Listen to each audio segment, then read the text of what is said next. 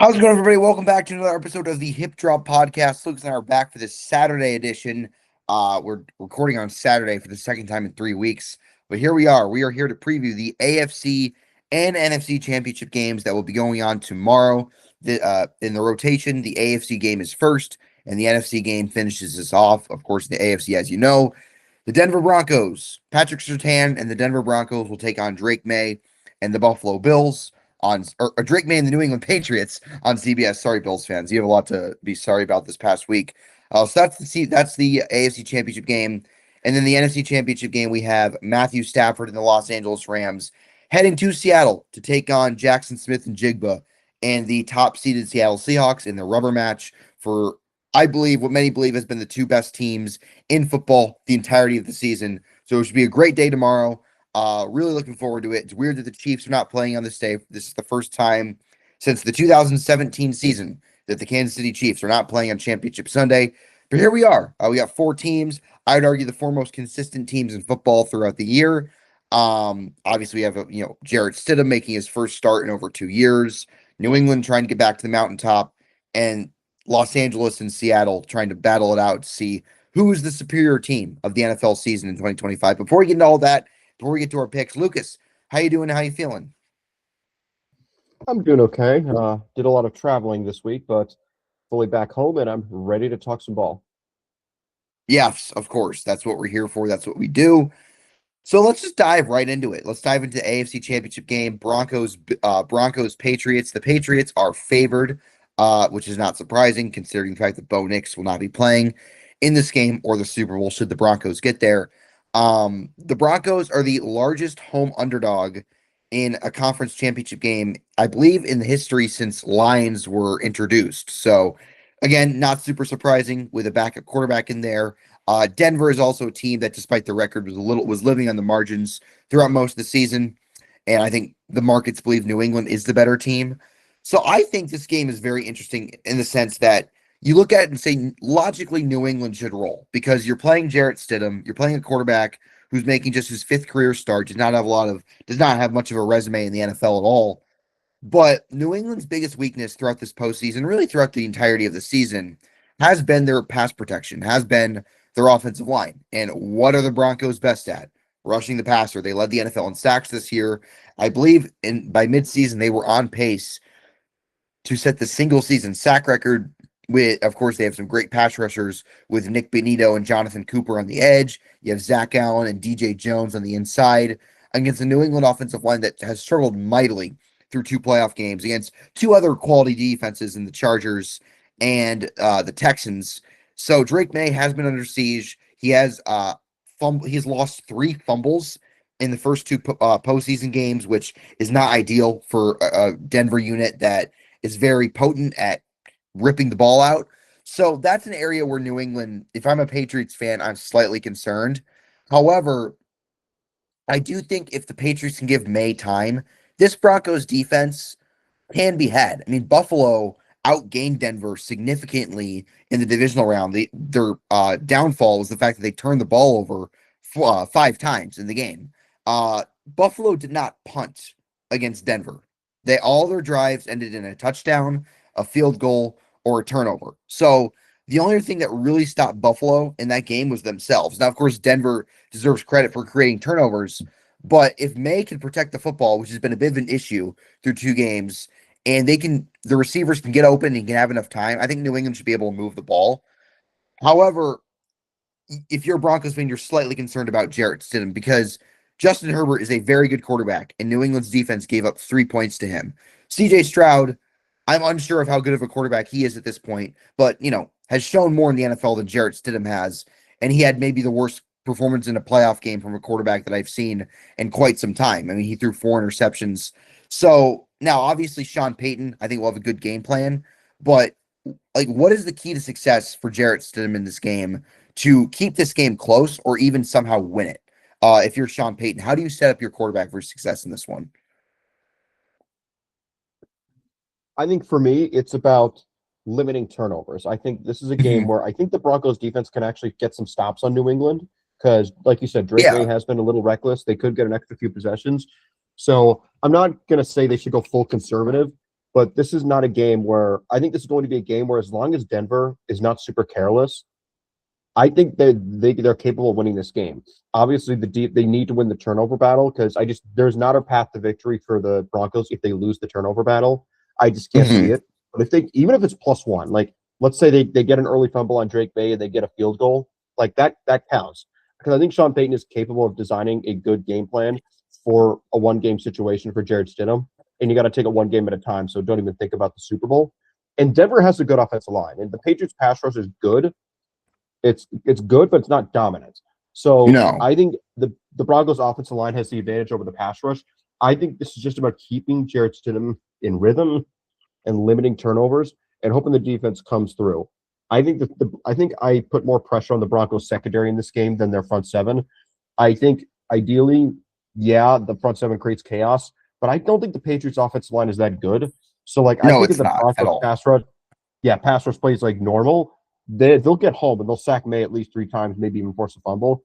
It's the secondary that's been a little leaky for Denver. So in summary, if the Broncos offense can limit turnovers, win the turnover battle, and then the Denver secondary can hold up, not saying that they have to play perfect, they can hold up, Denver could win this game. I'm not just saying that just to keep it interesting. I think they're capable of it, but that's going to be a tall order against a very well coached and very well quarterbacked New England team.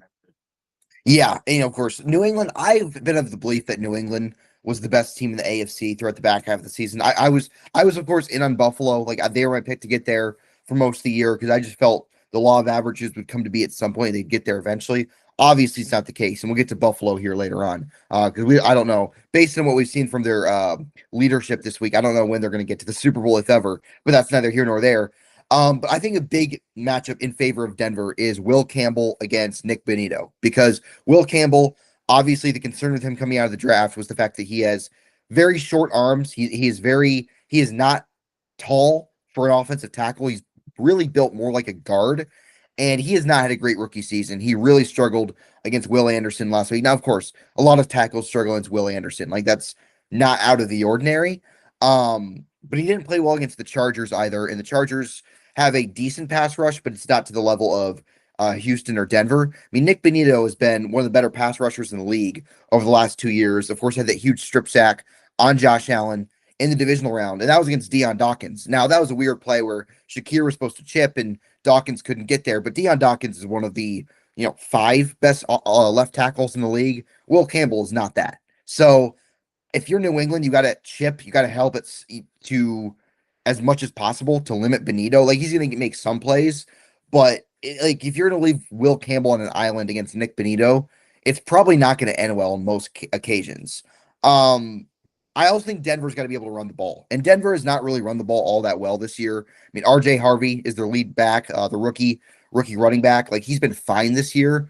I saw J.K. Dobbins, who's been out for a while, might be back in this game. Let me check.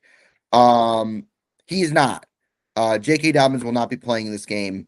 There was some rumors that he might be able to. That's not the case. If Denver makes the Super Bowl, he might be back for then, but we'll get to that later. Another thing for Denver is their receivers, their receiving core outside of Cortland Sutton is not spectacular. In New England, I do think has a very good secondary. So that's a matchup that really favors New England. If you put Christian Gonzalez on Sutton and try to take him out of the game and force the Marvin Mimses of the world and the Troy Franklins of the world and the Lil Jordan Humphreys of the world to beat you, I mean, I don't see that offense moving the ball to a super high degree. I think the key for Denver is their defense playing like it did in the first half of the season, because their defense quietly over the last handful of games has really kind of regressed. Again, they did not play well against Buffalo. They really, really benefited from Buffalo shooting themselves in the foot.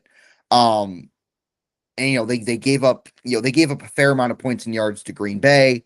They gave up 20 points to the Raiders. They gave up 2 touchdowns to the Raiders, which adjusted for Raiders, that's the single game scoring record. So Denver's defense over the back half of the season, they gave up a lot of points to Marcus Mariota. They went to overtime in that game. They have not played up to the billing. And outside of Surtain, that secondary isn't outstanding. I know Hufanga gets a lot of praise. He's a really good tackling safety. You can get him in coverage. And of course, Riley Moss on the other side is not a great corner. And if you can get matchups there, if you're the Patriots, you can take advantage of that. So, like, I don't know if we're gonna get to the picture later on. I think they've got to play this game like they have nothing to lose. Like, go for it on fourth down if you have to. Run any trick plays. We all know Sean Payton's not afraid to gamble in big games. Ask the Colts. Um, you know, make things as easy as possible for a backup quarterback, and then defensively do your best to try to fool Drake May and fluster him and get him off his spot, because this is Drake May's first road playoff game. And Denver, as we know, is like a very difficult environment to play in, especially in this caliber of a game. This is their first AFC championship game since the 2015 season. So I think New England, I don't think it's gonna be a walk in the park, but I do think Denver's got to approach this game like they are huge underdogs, which they are. And they got to approach this game like we got to put out all the stops to win this game and advance to the Super Bowl in front of our home fans. Exactly. And I think the one advantage they will have, the biggest one, is being at home. Comparing it to Nick Foles, like the Eagles were at home in that game. Like, even though the Vikings NFC Championship went down and scored a touchdown immediately, once the Eagles picked up momentum, they didn't stop because that building was feeding them. They were serving as a 12th man, no offense to Seattle, but it's going to be a similar thing in Denver. Like, this is not a game where Denver is going to win if they are down by like 10 points at any point. Like, I think if the Patriots go down, score a touchdown in the opening drive, Broncos punt, and the Patriots get a field goal, I don't think Denver can win that game. Or the Patriots get a field goal up 10-0. I don't think Denver can win that game. This is a game that's going to have to be played on Denver's terms. I think if you had Bo Nix, then I think you have a little bit more margin for error. Like, you can afford a little bit more of a back and forth. But you can't allow the Patriots to dictate the flow of this game and win the moments. That's going to have to be Denver, since they have a lot less margin for error. For sure. Absolutely. Again, I got to keep reiterating it. Like, Denver's got to. I think it's important that they don't allow New England to get to a multi-score lead. If it's 7-0, it's not a disaster. But if they go down 14-0, like, this Broncos team is not equipped to come from behind, and that's true even with Bo Nix. It's not just a Jarrett Stidham thing. I think the biggest play of their game against the Bills was the James Cook fumble, because Buffalo was up 7-3. They were driving down the field. It looked like at bare minimum they were going to kick a field goal, go up 10-3, potentially score a touchdown. If they scored a touchdown there to go up 14-3, I think they would have won the game, because I don't know if Denver would have been able to come back. So if you're New England, I think a big emphasis is starting this game hot. Just going down, similar to what the Chiefs did to the Ravens in 2023. The Chiefs against Baltimore, first two drives, touchdown, and they didn't score a touchdown the rest of the game. They kicked just one field goal the rest of the game. They were shut out in the second half, but they did enough. They got the Ravens crowd out of it. They flustered a Baltimore team that really didn't have to play from behind much at all that year. So I think that's the key for the Patriots in this game.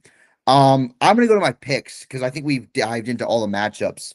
I'm going to take New England. I think they're better. I'm going to go with the better quarterback in this game. I think Denver keeps it close. I don't think it's going to be a blowout.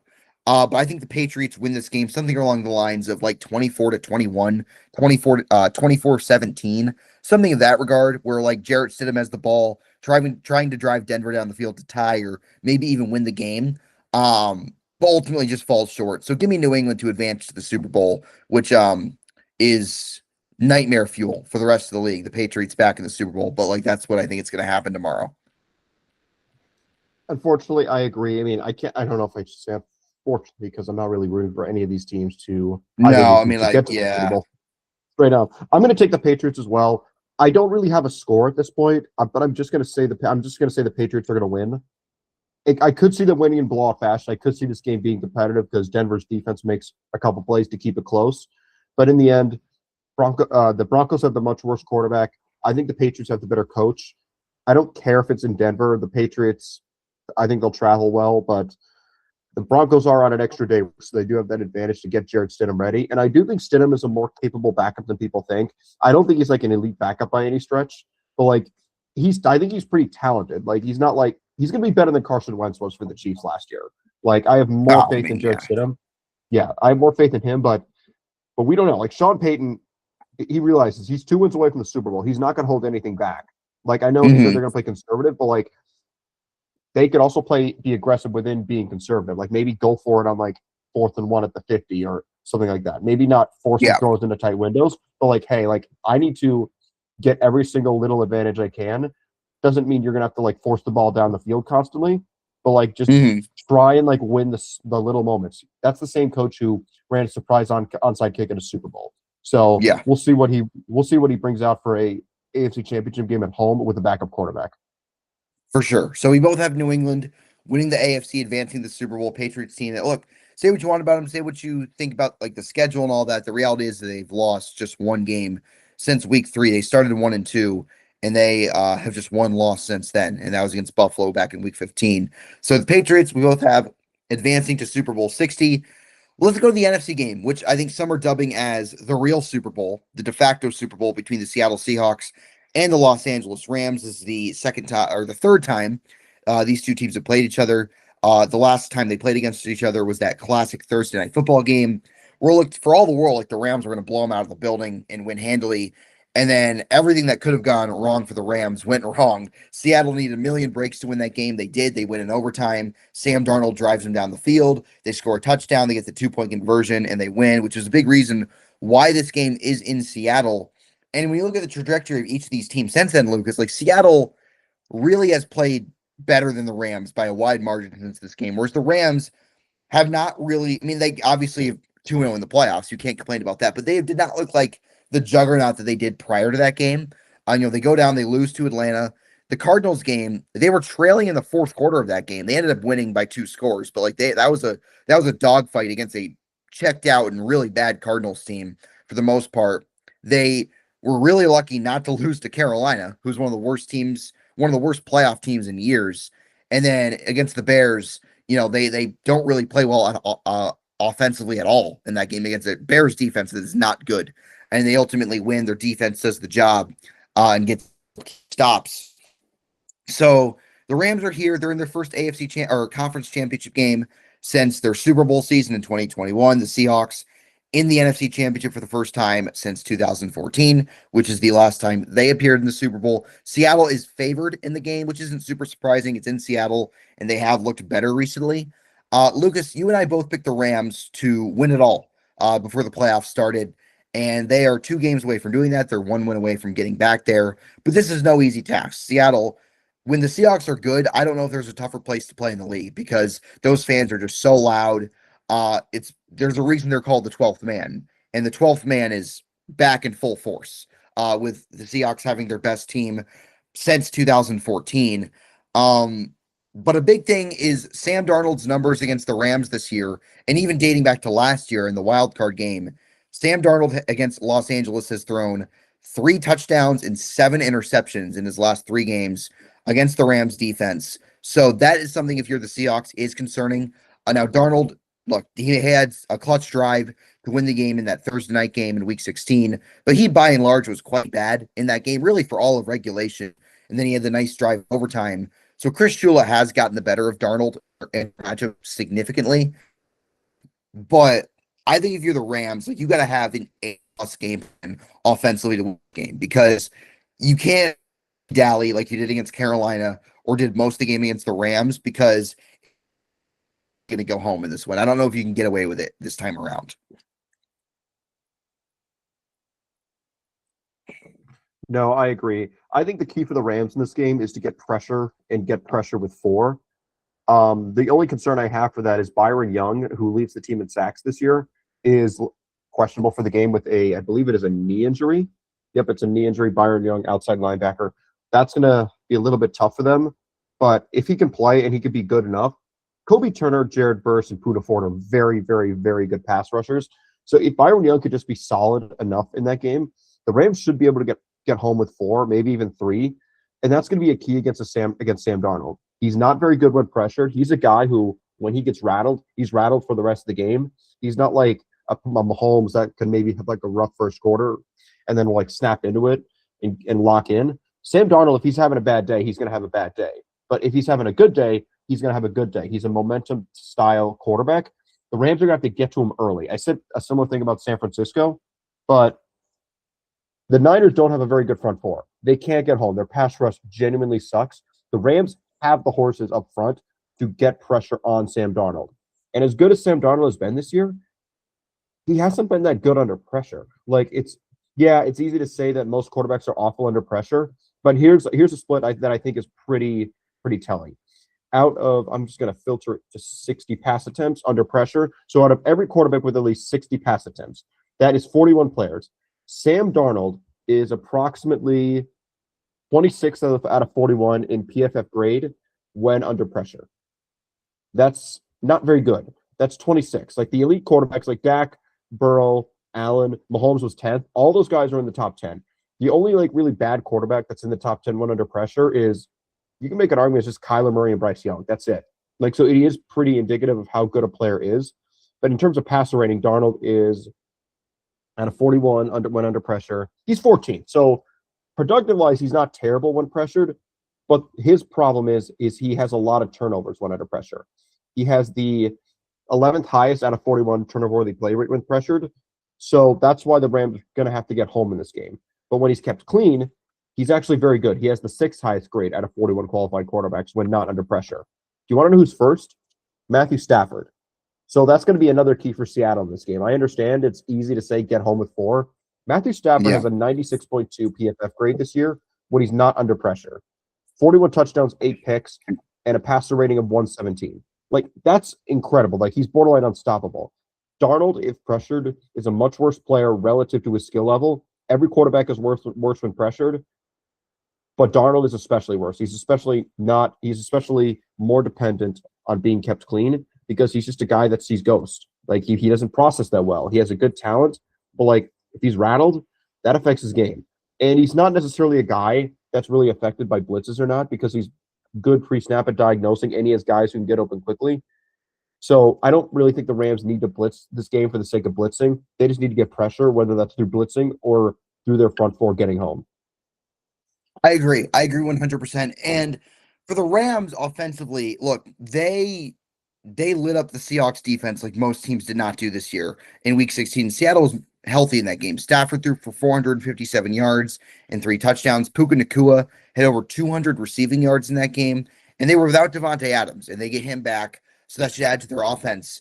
And I also think the Rams, they need to be able to run the ball, and they ran the ball really well against Chicago. McVay, for whatever reason, got away from it, and they went back to it that one drive in which they scored their second touchdown, and wouldn't you know, they drove all the way down the field and scored. So if the Rams can run and stick with the run, now Seattle's run defense is very good, but much better than Chicago's. So that's one area where the Rams, might not be as much of an advantage as they were last week. Another thing for the Rams is, you talk about keeping Darnold clean, they got to keep Stafford clean, because Stafford, to me, I don't know if you agree, Lucas, kind of has showed his age the last month or so. Really, the last 4 games, not great. Atlanta, he played well against the Cardinals, but, most quarterbacks do. In the playoffs thus far, he has not been very good by his standards. He was not good against Carolina until the last drive.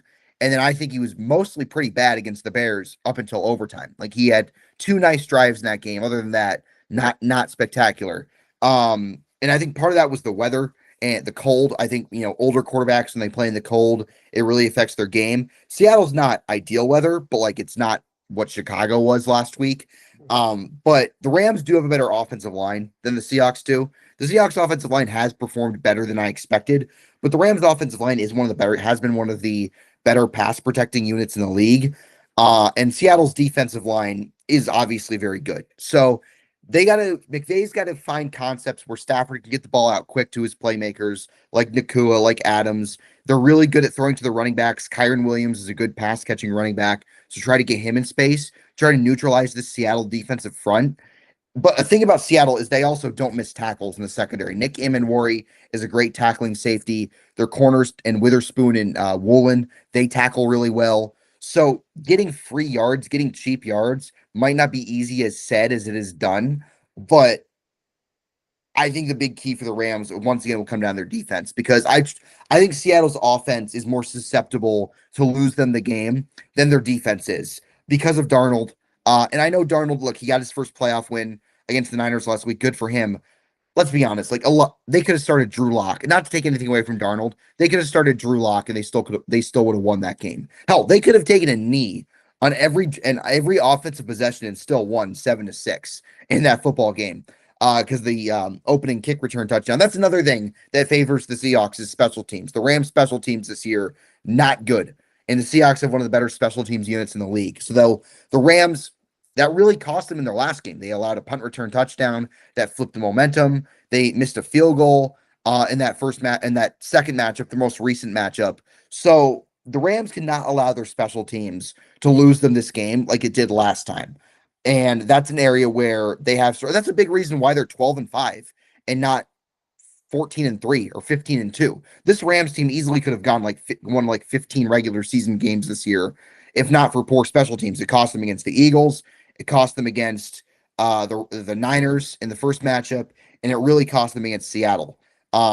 So that's a big reason why they're on the road, why they're a wild card team, because this Rams team is probably one of the better wild card teams we've seen in quite some time, given their quality of play throughout the year. I mean, they were the highest graded team by PFF throughout the year. These are the two best teams in the league by far in terms of team DVOA. It's really, like I said, this is kind of the de facto Super Bowl. I think many people believe, regardless of what happens on the AFC side, whoever wins this football game will be hoisting the Lombardi Trophy 15 days from now. With that being said, if the Rams can keep Stafford clean, if they can get pressure on Darnold, if Shula can find a way to take Smith and Jigba out of the game and force guys like Cooper Kupp, to beat you. Rashid Shaheed's a great threat with the ball in his hands, but he's not a fantastic route runner. He's more of a speed guy. So if they can find a way to take him out of the game, and of course, like try to neutralize JSN to the best of their ability, I think they win. And I picked the Rams to win the Super Bowl before the playoffs started. I felt they were going to win the Super Bowl for much of the back half of the season. I'm going to stick with it. I'm going to take the Rams. It's going to be a close game. I'm going to take Los Angeles like 24-20, something of that regard. So I have both road teams winning. I have both New England and the Rams winning. So my Super Bowl 60 matchup is the Rams and the Patriots for the third time this century. Hopefully the Rams hope for a better outcome than those first two games. So yeah, give me Los Angeles in a close one. Yep, I'm with you there. I'm going to take the Rams as well. Would not be surprised if the Rams continue the bad momentum against a team that's had great momentum the past few weeks, but I'm going to stand strong. I picked the Rams before the playoffs. The Rams have been my Super Bowl pick for the past 2 or 3 months. I'm going to stick to it. I don't care that they looked kind of shaky against the Panthers and like the Bears game wasn't exactly super pretty. I'm just going to go with the best. I'm going to go with the team I genuinely think is better. I understand Seattle's at home, but the Rams already played there. They're experienced there. They're in their division. I don't think they're going to be overwhelmed by the moment. But again, they play the games for a reason. Like, if we could say Matt Stafford could just wake up and just have a bad day, or Rob Havenstein. I think Rob Havenstein, the right tackle, is. Let me check his stats for this game. He's out for this game, so that's going to hurt for Stafford. So Seattle can pressure Stafford. He's played like his age. That could be a problem, but I'm going to trust Sean McVay more than I trust Mike McDonald. But I'm not super confident. Again, I'm going to take the Rams, probably 27-23, something like that. I'll go with the better quarterback, in my opinion, the better coach, in my opinion, the more experienced team, in my opinion. But Seattle's perfectly worthy of going to and winning the Super Bowl. So I'm not going to sit here and like stand on business, and I'm going to take the Rams. No, I agree. And I'm far less confident in this pick than I am in the Patriots beating the Broncos. I think it would take the Patriots playing a really bad game for them to lose tomorrow. Whereas I think the Rams could play well and still lose because Seattle is obviously a fantastic team. Both these teams are great. But I like the Rams. I'm not going to switch my pick. They made it this far. So Rams Patriots in Super Bowl 60. We'll see if that's right. We'll find out by tomorrow night. So that's why they play the games. Championship Sunday is here, and we are excited to watch it. All right. Let's go to a team that is not playing on Championship Sunday. It's not the Chiefs. We're not discussing the Chiefs. That's the Buffalo Bills. The Buffalo Bills obviously lose in overtime to the Denver Broncos last Saturday, a week ago today. And we talked about it on Tuesday. They fired Sean McDermott after 9 seasons. 9 very successful seasons, but of course, the big bugaboo, no rings, no Super Bowl appearances, can't get over the hump, fine. But they half-assed the process. They bring back Brandon Beane. They also promote Brandon Beane to the president of football operations. And Terry Pagula, the owner of the team, and Brandon Beane held a press conference, a joint press conference last Wednesday, I believe. Yes, it was Wednesday. And Lucas, this press conference was interesting to say the least. Very interesting. It was probably about like 50 minutes. If you're a Bills fan and you're watching that press conference and you want to win a Super Bowl, I don't know if that gives you a lot of confidence. First of all, Terry Pagula took no accountability for what happened in Denver. Not that it was his fault. He's the owner. There's only so much he can do. But he blamed the officiating. He said he made his decision to fire Sean McDermott based on the reaction in the locker room, and he felt they hit their playoff wall, which is understandable. I'm not going to kill him for that. But if you say the reason he lost is the officiating, how is that Sean McDermott's fault? You know, like if it's one or the other. Like if you thought you lost the game because you hit a playoff wall and you think you need a new voice, you think you need your Steve Kerr, you think you need your Phil Jackson, you think you need your trying to think of another example across sports. Um Gosh, I'm kind of drawing a blank. You're Gary Kubiak for the 2015 Broncos after John Fox couldn't get him over the hump. You think you need something in that regard? Fine. But you can't sit there and say you lost the game solely because of a bad officiating call, which many people, myself included, agree was the correct call. It was a weird looking play, which is why Bills fans think they got robbed again. But ultimately, I think the officials got it right. I never thought Brandon Cooks controlled the catch. I think Jaquan McMillan took the ball away clean. And Denver rightfully had possession of the ball. And then, even more weirdly, he out of nowhere completely throws Keon Coleman, their second-year receiver, under the bus. He interrupted Brandon Beane. Brandon Beane was answering a completely different question, and Terry Pagula came out and said, the decision to draft Keon Coleman was Sean McDermott's and the rest of the coaching staff. And that was quickly debunked by video evidence of Brandon Beane saying how much he liked Keon Coleman in the pre-draft process. So, first of all, you're throwing a player under the bus who's already on the team. I don't know how much longer he's going to be on the team after that. And then he lies. He says Brandon Beane had nothing to do with it when there's concrete evidence pointing to the contrary. He also appeared to be a sense of denial, saying we've brought in plenty of talent on this roster, when it was very apparent, even by me, even by someone who picked them to make the Super Bowl, that this roster was not that good. And the only reason why I thought they were a Super Bowl team was the rest of the conference was either inexperienced or just simply not very good. And I went with the best quarterback and the most experienced team. But the reality is, this Bills roster, if they had an average quarterback, probably goes 6-11. Their top receivers were a 5'10" slot guy, and Khalil Shakir and Brandon Cooks in the year 2026. Their defense is full of washed up veterans and just guys who just frankly aren't that good. I thought McDermott did the best he could with that defense throughout the back half of the season. So I think the notion, maybe that was true in the past, but the notion that for this year their roster was good enough, I think is false. So this press conference really showed a loser's mentality. It showed a lack of accountability. It showed a demeaning presence by Terry Pagula to throw a player on his team under the bus. Even if you think he stinks in private, say that in private. Don't say that at a press conference. And it showed that the Buffalo Bills have some more issues that we thought. This is a team, and I'll let Lucas talk eventually. This is a team that a week ago we perceived as a stable, well-run, well-respected organization that does things the right way. And in the past week, they've done everything that dysfunctional franchises like the Browns and the Jets and the Cardinals do in a week. So I'd be very concerned if I'm a Buffalo fan, if this is the leadership they have in the building. That's big. That's the biggest thing. It's not the losing games. It's the lack of accountability from leadership. Like, the best leaders always take responsibility, even if something's not their fault, because that's what a good leader does. He takes on the pressure to make sure the people under him feel comfortable enough to do their job and empowered enough to do their job.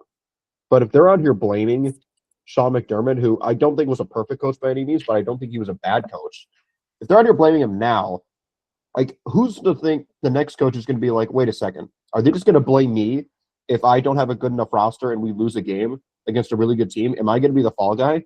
Because it's very clear Terry Pegula has sided with Brandon Beane, and that the next head coach, like, I don't think they're going to get some elite candidate.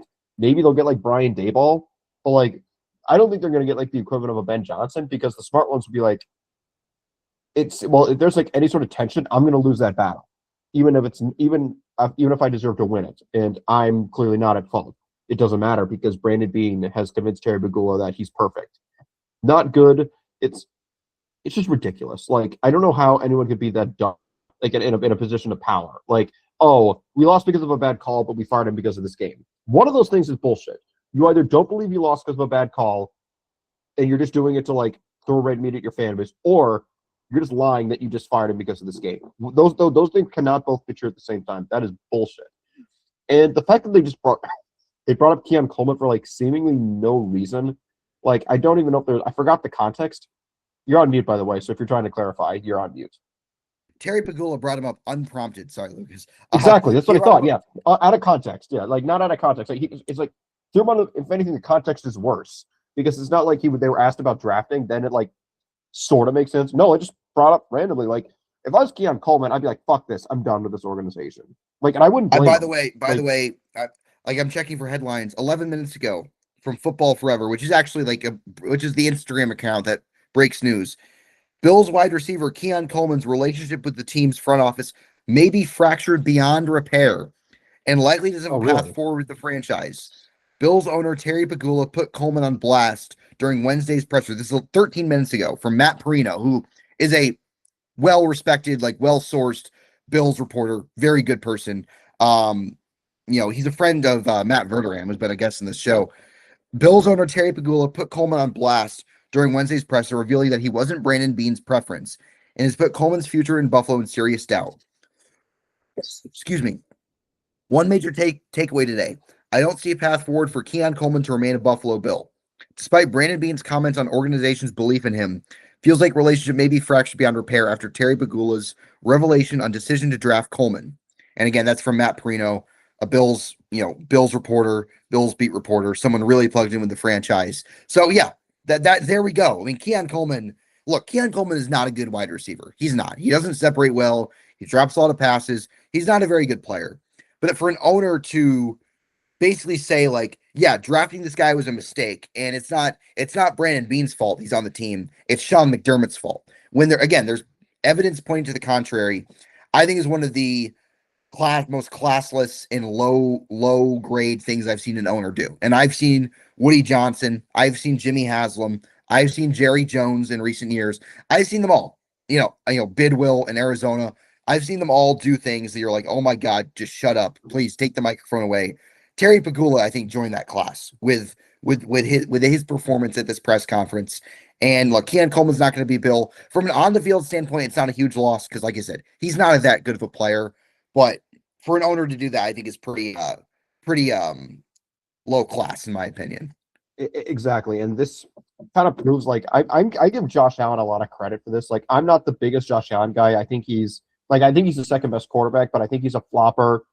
I do think he's a little bit fake, a little bit outside of football. But other than that, like, he's a pretty likable guy. Like, he's taken accountability. Like, he doesn't sit here and blame other people. Like, granted, the people around him and the media have a big problem with absolving him of responsibility, but that's not really Allen's fault directly. Like, he could have very easily like joined the fire of like Sean McDermott and like the ownership and like blame the officials, but he didn't. He took responsibility. He took accountability. It was his fault they lost that game. He was the number one responsibility, but that doesn't mean he's like a bad player or a bad person. He took accountability. It's a single game. It doesn't speak for his entire career. Well, that's a different discussion, but I give him credit for this. Like, it also proves that, like, with all the bullshit that was going on around him, especially like in the front office and ownership, that he manages to like lead his team to having good records. And that might also prove that Sean McDermott was better than we think as well. No, I was going to bring that up too. Yeah. Yeah. If Sean McDermott gets another job, which I think he will sometime next year, and I think he deserves another job, if there's anyone who says he doesn't deserve another head coaching opportunity in a year or two are out of their mind. He's absolutely earned that. And I think he's even earned the right to like actually like take the job of his choosing. Like, I don't think he should be forced to take a job because it's the only one he has left. I actually forgot when his contract expires. I'm Googling that right now. Contract expiration Bills, because he was okay. His contract was set to expire after next season.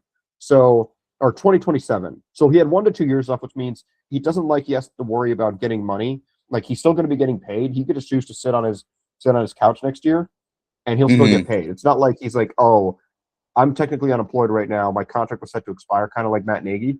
He's under no pressure to take a job this offseason or next offseason. For sure. And look, I think McDermott might take a year off just because it's so late in the process.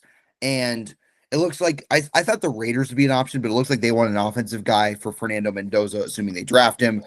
The Steelers, I just don't see that happening. He's not going to go to the Cardinals or the Browns. Like, that's not. But, like, it does bring up the point, like, how much did Sean McDermott and Josh Allen cover up over these last 6 or 7 years? Like, because Brandon Beane, I don't think is a good GM. I think he did a good job early in his career building some nice rosters. I think in 2021, the team that lost the 13 seconds game, that roster was absolutely Super Bowl caliber. Brandon Beane deserves some credit for that. Since then, he has been underwhelming at best. He has not been very good in free agency, and in the draft, he has not been aggressive enough in making in-season trades, in my opinion. I mean, the Bills had an opportunity to trade for Jacoby Myers or Rashid Shaheed this in November, and they passed on it. And Rashid Shaheed on the other side of the bracket might be a key cog in his team making a Super Bowl. We'll see. But, of course, we saw this past offseason after the draft where the Bills didn't take any receivers. He goes on Buffalo radio and says, we had the second best offense in football last year, and here you are bitching about receivers.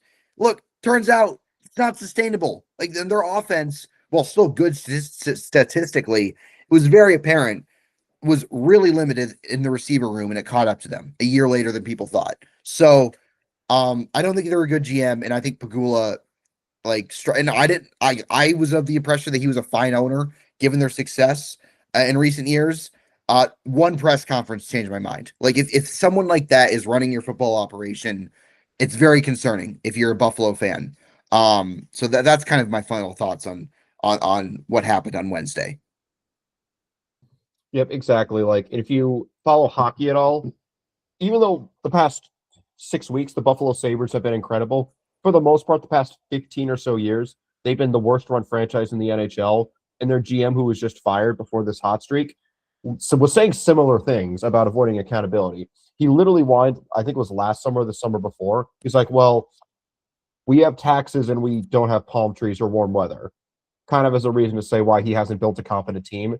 So maybe Kevin Adams has a type. Kevin Adams of Buffalo. Yeah, he just got fired. Yeah. So I guess Terry Pagula and Brandon Beane are the only ones allowed to whine about avoiding accountability. But Kevin Adams also. But granted, once they fired Kevin Adams, the Sabres, who have been basically the equivalent of the Jets of the NFL, of the NHL for the last 15 years, they got hot. So I maybe Terry Pagula made a right decision there.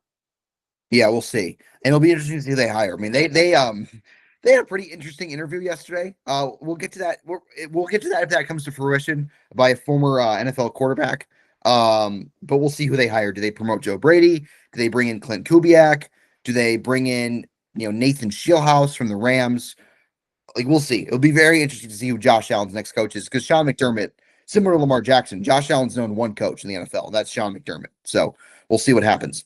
All right, speaking of coaches, since our last episode, when we did the recap episode, since our last overall league-wide focused episode, there have been 5 coaching hires in the NFL. The New York Giants have hired longtime Baltimore Ravens head coach John Harbaugh to lead the franchise. The Atlanta Falcons hired former Cleveland Browns coach Kevin Stefanski. The Miami Dolphins hire Green Bay Packers defensive coordinator Jeff Hafley. The Tennessee Titans hire San Francisco 49ers defensive coordinator and former New York Jets head coach Robert Saleh. And then on Thursday, the Baltimore Ravens bring in, I would argue, maybe the best hire of this cycle, Los Angeles Chargers defensive coordinator Jesse Minter. So we'll go in chronological order. We'll start with the Giants and Harbaugh. Honest to God, I felt this the second I saw the news that he was let go by the Ravens after they lost to Pittsburgh to lose the division. I thought the Giants were the location because the Giants are a better job than you would think for a team that just won 4 games last year. Because the Giants last year, well, not a good team. I think they were a little bit. They were probably a better team than their record. The Giants last year were probably like a 7-10 quality team that went 4-13 due to bad luck. I mean, they probably should have beat the Cowboys in week 2. They lost that game because of their defense. They beat the Eagles at home. They should have beat the Broncos, who are one of the final 4 teams remaining. They blew a late fourth quarter lead. They probably should have beat the Bears. They could have beat the Packers at home. Like the Giants lost a lot of games this year where they had the lead. They had leads late and they just blew them. And with better coaching, and obviously a big bugaboo with John Harbaugh has been blown leads. But they're a team that you look at and say, with better coaching, this team, maybe not a playoff team, maybe not a good team, but at least could have won like maybe 7 or 8 games. So they have Jackson Dart at quarterback, who definitely showed some promise in his rookie season. They have Malik Neighbors, who of course is coming off a bad injury, but is looking like a superstar wide receiver. They have a very good defensive front. Now they fired defensive coordinator Shane Bowen, who was a disaster. So they'll hope to get better coaching on that side of the ball. But I actually think their personnel defensively is not bad. I think it's decent. So it's a team that, look, it's probably a year or 2 away from being really contending, but I feel like a lot of people are going to be looking at the Giants and saying, like, this is a team that can make the playoffs next year as maybe the 7 seed, maybe the 6 seed, because Harbaugh is a coach who does raise the floor of a team, in my opinion. In Baltimore, he had just 3 losing seasons. 2 of those seasons, he was 8-9. They had just 1 season where they were legitimately bad in 2015. And I believe like a bunch of starters got hurt that year. Kind of a weird season. The Ravens were overall very consistent. They were often contenders. They won a Super Bowl. They went to 4 championship games. Harbaugh is a guy who, well, I do think he has regressed as a coach in recent years, and Ravens fans would attest to this as well. He's a guy that if you give him a reasonable quarterback, which I think Dart could be, and a reasonable roster, which I actually think the Giants are pretty close to being, it's a team that's going to be competitive. It's a team that's going to be difficult to play. I like the hire. I think this was the best fit. And I think this was pretty inevitable as soon as he was let go by Baltimore. Yep, I agree. I think the Giants are an organization that like having like adults a head coach. Like, Mhm. I don't mean like great head coaches, but they want someone who's like competent and like, because they do want to come off as respectable. So I don't think they're going to go with someone more colorful, like maybe a Jim Harbaugh. But I think a John Harbaugh would have been a perfect fit. And we both called it, like, because it was like painfully Yeah. obvious, but also at that point when we made those picks, it was being reported. So it's like we weren't really like making any real guesses. But at the same time, this is a good fit. Like you said, the Giants have core pieces. They just need to build, they just need to complete the roster and build up the depth. They have the quarterback, they have an RB1, they have a wide receiver 1. Theo Johnson could be a above average tight end in the NFL. They have a great defensive tackle, Dexter Lawrence. Abdul Carter, I still think could be a star. Brian Burns, I think, is a above average pass rusher. They need to build out the secondary, but at the same time, Mhm. like they have pieces there, and they have Kayvon Thibodeau, who I don't think is very good, but they could probably trade him and get another pick to continue Yeah. building the roster. And it sucks for the Giants they didn't get the first overall pick because they easily could have traded down with the Raiders, who would have been at 2 or 3, and then get a bunch of picks to complete this roster.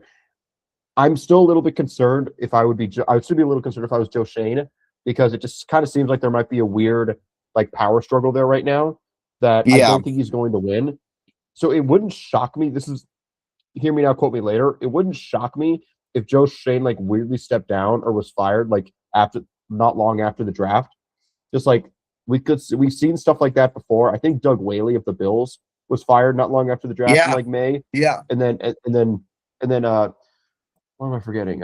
John Dorsey of the Chiefs was Yeah. now no longer part of the organization in June 2017, right after Mahomes was drafted. So Hmm. wouldn't be shocked, but I think the Giants are in a pretty good spot. We'll see how the Eagles bounce back. We'll see. Washington has a lot of problems they need to fix, and the Cowboys are the Cowboys. So if the Giants could have a really well-run offseason and they could play their cards right, they could be a surprise division winner. But at the very least, they could be a surprise wildcard team.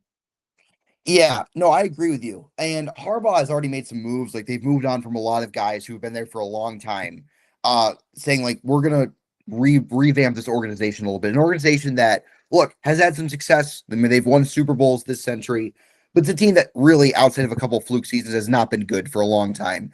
And John Harbaugh, if there's a power struggle between him and Joe Shane, I mean, John Harbaugh has a lot more credibility than Joe Shane does. This is a guy who's won a championship. It's a guy who's won a lot of games. Joe Shane has not really accomplished anything besides one playoff win against a certain team where Lucas lives. Not much since then for the Giants under Joe Shane's leadership. So it'll be interesting. It was interesting to see what happens there. I was very surprised that they retained him. But look, he's still there. So it'll be interesting to see if how much longer he lasts. All right.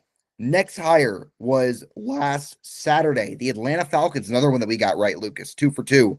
They hire Kevin Stefanski, former Cleveland Browns head coach. So 2 former AFC North coaches currently off the market. Stefanski, given the organizational instability in Cleveland, did the best he could, in my opinion. They made the playoffs twice. They won a playoff game his first year there. He won Coach of the Year twice. They had a couple years where they were, mediocre, but like not terrible. Like they had an 8-9 year, a 7-10 year. The last couple years, though, just 8 wins. Not really his fault. The roster deteriorated significantly, especially on offense. You, of course, had the Deshaun Watson fiasco, which who knows how much he had to do with it. I blame Jimmy Haslam and Andrew Berry more than that. More on that than Kevin Stefanski. So he lands in Atlanta on a team that I, honest to God, think with better coaching probably wins that division this year. Raheem Morris was fired, rightfully, in our opinion. Nothing against Raheem Morris as a person, but obviously leaves a lot to be desired as a head coach. But it's a team that I think arguably has the best offensive player in football in Bijan Robinson. They have a number 1 receiver in Drake London. They have Kyle Pitts, who finally broke out this year. Now, is Pitts a free agent, Lucas? So Kyle Pitts is a free agent. So we'll see if they bring him back. Yep. But, he finally broke out this year. He's a second-team All-Pro. They have a pretty decent offensive line, in my opinion, with Chris Lindstrom up front. They have, a pretty good interior. And defensively, this is a team that led the league in sacks, despite not having great personnel. They retained Jeff Ulbrich as their defensive coordinator. So it's a defense that was good last year. They had a couple games where left you scratching your head when they gave up 450 yards to Bryce Young at home. But by and large, this was a very good defensive team. Like I said, despite personnel that was not spectacular, a really good pass rush stunts. And Stefanski, I feel like as an offensive like X's and O's guy isn't spectacular, but he's a guy who I do think can reinstate a culture, and he's not going to lose games for them like Raheem Morris did. Like if the Falcons have a late lead, they're going to win the game. They're not going to lose to the Jets. They're not going to lose. They're not going to get it shut out 30-0 by the Panthers. They're not going to get blown out at home by a 1-6 Dolphins team with Kevin Stefanski there as their head coach. Now, the thing with the Falcons is they have some uncertainty at quarterback.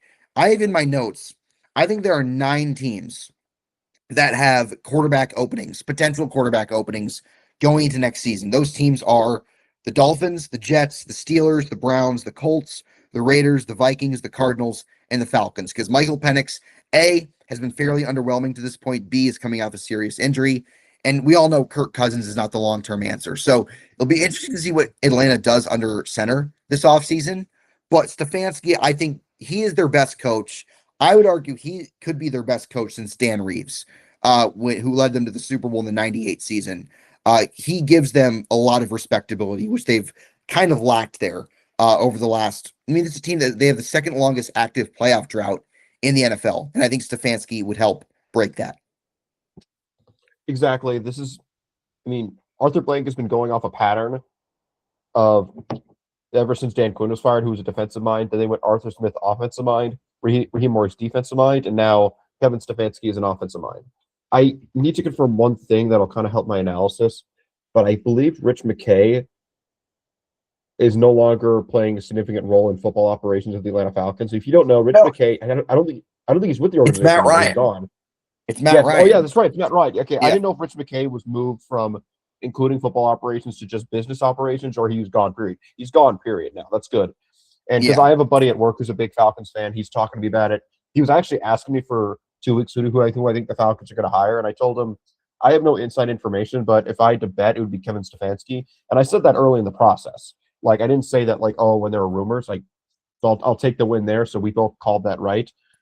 I think I'll see how good Matt Ryan is. Like, I understand he's a legend for the team, but that doesn't automatically mean it's going to translate to leading a good front office.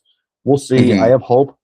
I think Kevin Stefanski, he gives them experience, gives them confidence, but there are a lot of Browns fans who don't think he did a very good job developing talent on that offense. I And mean, I guess Jimmy Haslam agreed because he fired Stefanski, but not the general manager of the front office group that has made some yeah. questionable decisions. You could I understand that, like, oh, like he might not be the best head coach in the world, but like at the same time, the dude was hamstrung by one of the worst decisions in NFL history that the GM made, and the GM for some reason wasn't held And the accountable owner. for I mean, that move. Haslam played a Yeah, role in that as well. Yeah. maybe Haslam deserves more blame than the Browns front office, but at the same time, Kevin Stefanski was the one screwed over most by that situation.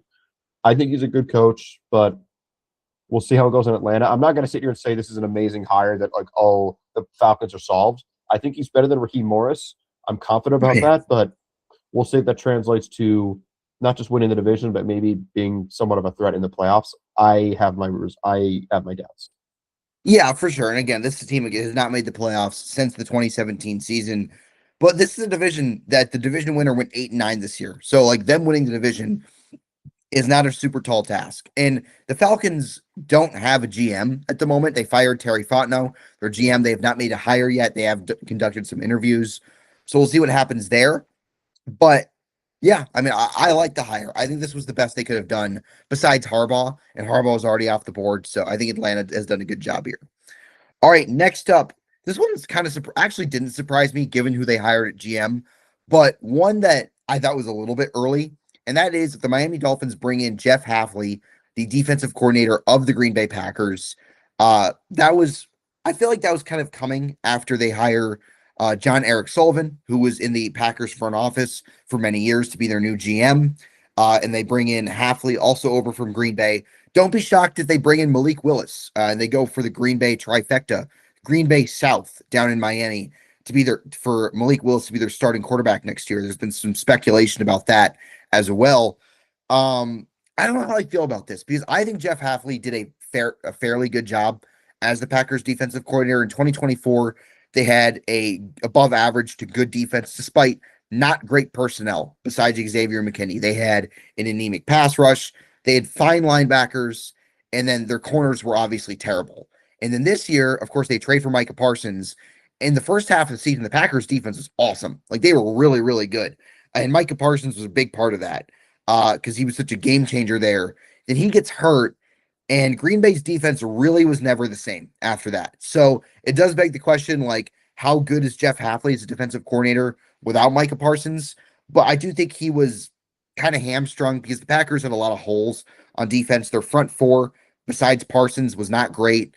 Their corners were not very good at all. So I do think there was only so much that he could do.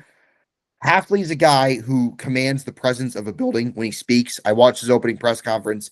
Packers fans were very adamant about that as well. So he's very different from Mike McDaniel in that sense, whereas Mike McDaniel might be the worst podium coach I've ever seen, quite honestly. So, but like, I don't know how much that translates to winning football games. This is a Dolphins team that is miles away, is very, very flawed as a roster, which is a big reason why Chris Greer is no longer there. I mean, they went 7-10 last year. That is inflated by them beating up at some cream puffs down the stretch. This is a team that did start 1-6. So Mike McDaniel, I thought their little late season run would be enough for Stephen Ross to bring him back. Oh, apparently not. They bring in Jeff Hafley. I don't know. Like I don't know enough about Jeff Hafley to say like how this is going to go. This is a guy who's coaching college football just 3 years ago. So I don't think it's going to be great early on, but maybe this is a thing that like becomes a more of a process and they kind of return to playoff contention 2, 3 years down the road. Yeah, I'm not I'm not super high on this hire. Like, I think it's not an awful hire. It's not like Pete Carroll last year, like one of those moves that's obviously not going to work I out. like the Pete Carroll hire. Shoot me. I hands Yeah, up. I just thought it was I just thought it was a weird pick. We'll talk about this one. I like it in the sense that Jeff Havley has head coaching experience in kind of like the modern era of like the NIL. Like he was last head coach of Boston College in 2023, so he does understand the skill set required to be a leader of men and lead a locker room as the guy. Granted, his tenure at Boston College didn't have the best record, but it's one of those schools where like it's very limited. It genuinely is a hockey school. The hockey program legitimately is bigger than the football program there. Not many schools can say that. So it's kind of tough, even though his record was 22 and 26. He has experience. He ended up taking the Packers head coaching job because I feel like he was aware, like, if I want an NFL job, I'm either going to have to take a bigger job in college or I'm going to have to maybe take a step down in title and then go to the NFL. And he has NFL experience before. Like he was in college for a few years, but he was with Cleveland, the Bucks, 49ers. So he has experience like working in NFL staffs and buildings. But he realized if I want to be an NFL head coach one day, that's my end goal. He's gonna have to like flip over to an NFL job. And fortunately for him, the defensive coordinator job in Green Bay opened up a few years ago. He did a pretty good job. Like I wouldn't say he killed it by any means, but like he didn't do a bad job. He wasn't going to get fired, and he got a job in Miami. So good for him. I don't know if it'll work out just because the roster's not in a good position right now. So the Sullivan guy who was hired needs to do a good job, but I'd probably give it like a B minus C plus. I'm not discouraged, but I'm not going to sit here and be like, oh, Miami killed it. Like they got the next big thing. Like I think it has potential to work out, but I'm not going to sit here and be shocked in 2 years when we're talking about the Dolphins hiring another new head coach. No, I'm with you. And look, the Packers defense, the lots of memory that we have of Jeff Hafley. I mean, they played great for 3 quarters against the Bears, and they gave up 25 fourth quarter points. I do actually put more of the blame on the Packers offense and special teams in that game. And the Packers offense gained 9 yards on 4 drives in the third quarter of that game. And if Brandon McManus was not on drugs, they would have won the game. So, look, Hafley in Green Bay, like I said, I think he did a good job as their defensive coordinator. I don't think he did an outstanding job. Like this was not Vic Fangio in Philadelphia last year. This was not, Mike McDonald in Baltimore in 2023. He did a good job.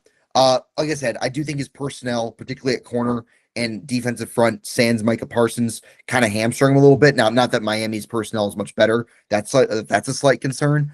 But I like to see like who they hire as offensive coordinator because obviously Mike McDaniel like can really control that offense over the last 4 years. And what they do at quarterback, my guess is Malik Willis. We'll get to quarterback carousel predictions after the Super Bowl. My guess is Malik Willis is their week 1 starter, and they turn into South Beach, Green Bay. But yeah, I think it's a fine hire. I don't hate it. Now, this is where we're going to disagree on, Lucas, because I did not like this hire. This next hire we're going to talk about. The Tennessee Titans hire defensive coordinator, 49ers defensive coordinator, Robert Saleh to be their head coach. Robert Saleh, of course, was also the head coach of the Jets from 2021 through 5 games of 2024. He compiled a record of 20 and 36. Look, we've said multiple times on this podcast, we praised Saleh effusively throughout the season for the work that he did in San Francisco this year, despite like the complete utter lack of talent they had on that side of the ball. Robert Saleh is a great defensive coordinator. There's no argument about that. I think he's one of the better I think he's one of the 3 or 4 best defensive coordinators in football. However, I know it's the Jets. I get it. And everything is the Jets' fault. Everything's Woody Johnson's fault. Like they're a terrible organization. Nobody could succeed there. And I'm honest to God, not even like refuting that. But I do think Saleh gets too much of a pass for his Jets tenure. Because when you look at what they were, like the Jets during his tenure, a big problem was they committed 1 million penalties. They lacked accountability. They went on social media and whined after every game. There were constant leaks in the building, and when he leaves, those leaks kind of dissipate.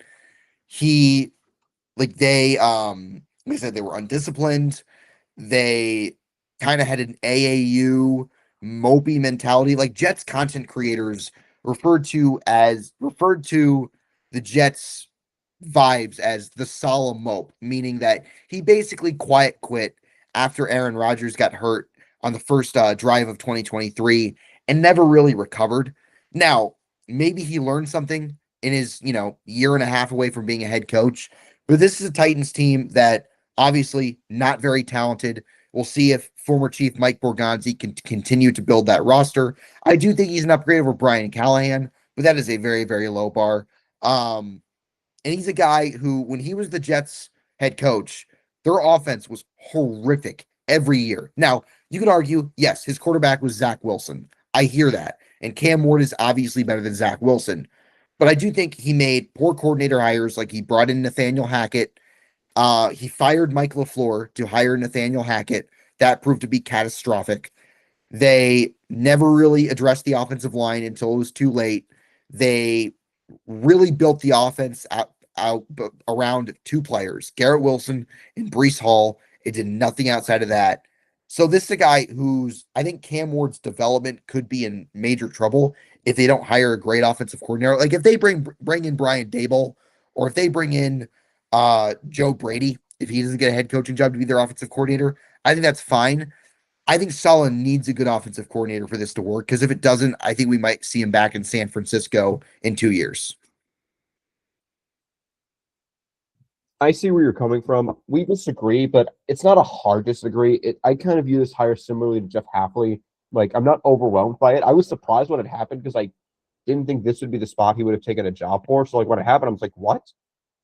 I don't really like the fit here. I think Tennessee should have gone with an offensive-minded coach or someone with maybe a higher ceiling than Robert Saleh. But I still think I choose to believe that the Jets were more of a cause for his issues than maybe himself. Doesn't mean I think he's going to be like a home run hire by any means, but I don't hate it. But at the same time, I don't blame people who like don't like it. I'm kind of like agnostic, lean towards pro Saleh. I think he can be a good coach. I just don't really know if this is the spot. The roster's in a very poor position, kind of a weird fit with a young quarterback, maybe designing the team to be offense first. I just didn't think this is the spot.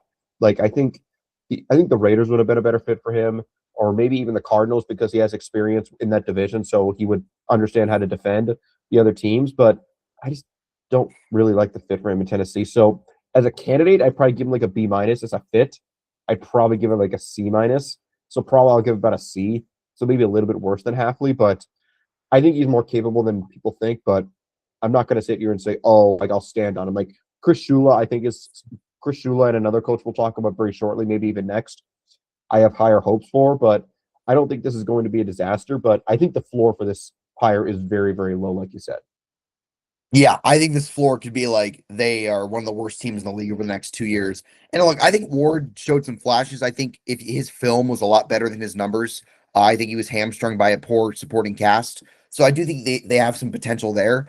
But Mike Borgonzi's got his work cut out for him, because this roster has like maybe like what, 3 or 4 good players on it. Like Cam Ward's probably like the third best player on the team, which is never a good thing when your unproven rookie quarterback is the third best player on your football team. So it'll be interesting to see what happens. I don't have super high hopes, but we'll see if Robert Saleh proves us wrong.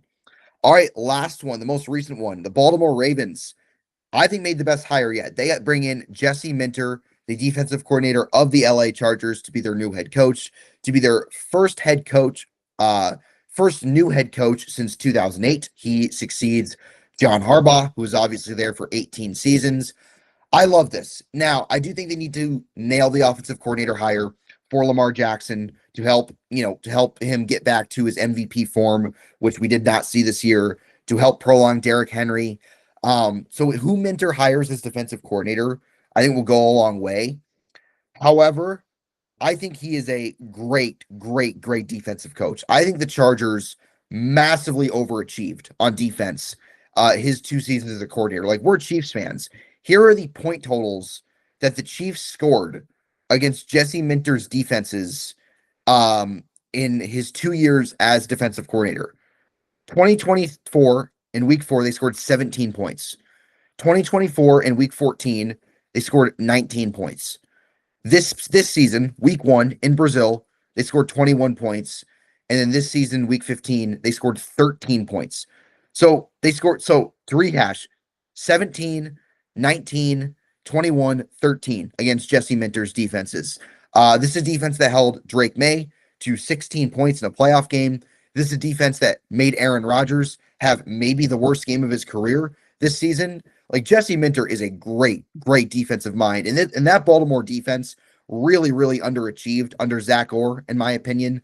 They had the worst fourth quarter defense in football. Part of the reason why the Ravens blew so many leads, like so many people blamed Harbaugh And I'm not saying Harbaugh is completely exonerated, but it's because Zach Orr's defenses could never, ever get key stops, ever. I mean, they gave up 2 game-winning drives to the Steelers without DK Metcalf to miss the playoffs and lose the division. That's not happening under Jesse Minter. So if they can get a great offensive coordinator, if they can bring in uh a Mike LaFleur, a Mike McDaniel. No, McDaniel went to the Chargers, but like that, it's weird. Like, has he like not officially signed with the Chargers yet? Because he's still doing interviews elsewhere. I saw. I thought that was weird as well. Maybe they're still finalizing the contract. I don't think Yeah. it's official yet. But like If I they can think somehow get, if they can get Dable, if they can get Clay Kubiak, the other Kubiak from San Francisco, to be their new offensive coordinator, I think that would be huge for this Ravens team, and they could get back to contention. Um, I think this is a home run. I think this is an A+ in my opinion. Yep, I agree. He fits Baltimore because he coached there for a little bit. He fits the style they generally like, which is defense first. I think he's good. He's young. We'll see if it works out. I think the front office is better than people think. I know people criticize the roster, but it's kind of tough to like nail every single draft. And the roster did get a little old after a while, but I have hope that Eric DeCosta can turn it around. I think this is a good fit. He fits Baltimore. He's a Baltimore-minded guy. I like it. This is like you said. I think this is my favorite hire of the entire cycle. I give it an A-. It's not a home run by any means. It's kind of tough to predict that for coaches, but I think I thought he was a good candidate. I love the fit. Candidate, I'd probably give him like a B+, A-. The fit, I'd give it an A. So we'll split the difference and give it an A-. Yeah, I think it's a home run because I think it's very similar to Mike McDonald. I think he and Mike McDonald are very similar. They have very similar backgrounds. They both worked under Jim Harbaugh as the defensive coordinator at the University of Michigan. So both are from the Harbaugh tree. So I think a lot of Ravens fans lament the fact that they did not, that they didn't promote Mike McDonald after 2023 and move John Harbaugh to a front office role. And look, Mike McDonald's on the precipice of taking Seattle to the Super Bowl within 2 years, whereas the Ravens have really kind of regressed over the last 2 seasons. Minter is the closest thing to McDonald. So I think this was the best possible outcome. So that leaves 5 head coach openings: the Cleveland Browns, the Las Vegas Raiders, the Arizona Cardinals, the Pittsburgh Steelers, and the Buffalo Bills. So 5 openings. When those get filled, Lucas and I will discuss them. Let me refresh Twitter. Oh my God. Oh my God. From Tom I saw Pelissero. that too. Yep, I The saw that Steelers too. are working towards a deal to hire Mike McCarthy as their head coach. Oh my God. What are they doing? Mike McCarthy. Look, nothing against Mike McCarthy. Mike McCarthy's a good coach. Mike McCarthy's had a great career. Mike McCarthy's 62 years old. What is this? Like, I thought Chris Shula there was a handshake deal and a lock. Oh my, are they going to bring Aaron Rodgers back? What is happening? What is happening?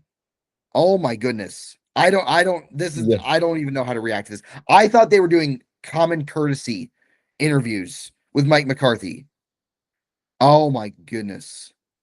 Yeah, Schefter confirms it. Steelers plan to hire former Cowboys head coach Mike McCarthy as their head coach. Look, Mike McCarthy's not a bad coach, Lucas. He won 12 games in a row, 12 games, 3 seasons in a row with the Cowboys. Obviously had a ton of success in Green Bay.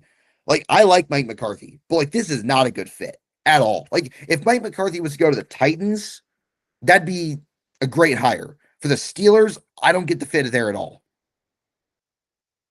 I the only part of this hire I like, and that's a very small part, is he's a Pittsburgh guy, so he understands the Yeah, culture, he understands the organization. But like at the same time, like candidate wise, I'm just gonna keep doing this because it's very straightforward. He's like a C- candidate. Like he's not awful because he's capable of being like a floor raiser for a couple of years, give him a yeah. couple of good years. But at the same time, as a fit, probably give it like a B-. Like this is like a C- hire.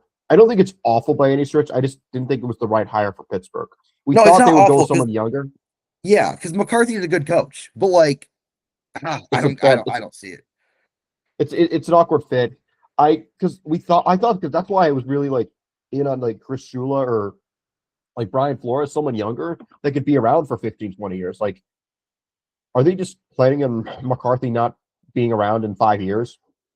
Like, the odds of him being here in 5 years are very slim. Like, we thought they would hire someone young because they pride themselves in having 3 head coaches in like 60 years. Apparently, they don't value that anymore because they just went with someone who's 62. It's just insane. Yeah, I don't know. He's, like I said, he's a good coach, but he's a decade older than Mike Tomlin. Like, people are saying, like, oh, Tomlin's outdated, Tomlin's washed. Mike McCarthy is 9 years older than Mike Tomlin is. I don't get it. I think he would have been a good fit for the Raiders because he's a really good quarterback developer for Fernando Mendoza. He would have been a good fit for the Titans to develop Cam Ward. Like, what? I don't know. I like I said, this is the first time we've reacted to breaking news in this podcast, like, really ever. Man, that's a way to end, and we'll react to it more. We'll give our full breakdown of this hire our next episode next week. But yeah, that's quite a way to end. Lucas, do you have any parting thoughts before we disperse? Other than I would, if you know a Steelers fan in your life, I'd probably call them and send your condolences. Yeah, this means, are they going to run it? Like, maybe he and Rodgers can be tank commanders for Arch Manning next year. We'll see what happens. This is wild. I was not expecting this. So that leaves 4 head coach openings: the Browns, the Raiders, the Cardinals, and the Bills. Steelers fans. I mean, you're going from Mike Tomlin to basically offensive Mike Tomlin, just 9 years older. So we'll see what happens. Should be interesting. But that wraps up Conference Championship Sunday is tomorrow. Broncos, Patriots, Seahawks, Rams. We'll find out who is going to Super Bowl 60 by tomorrow night. Thank you, Lucas, and we will see you next Tuesday or next Monday or Tuesday, one of the two. Tuesday's probably better because I'm traveling Monday to recap the conference championships to see who is going to the Super Bowl and give a brief preview to that. So thanks, Lucas, and we will see you next week.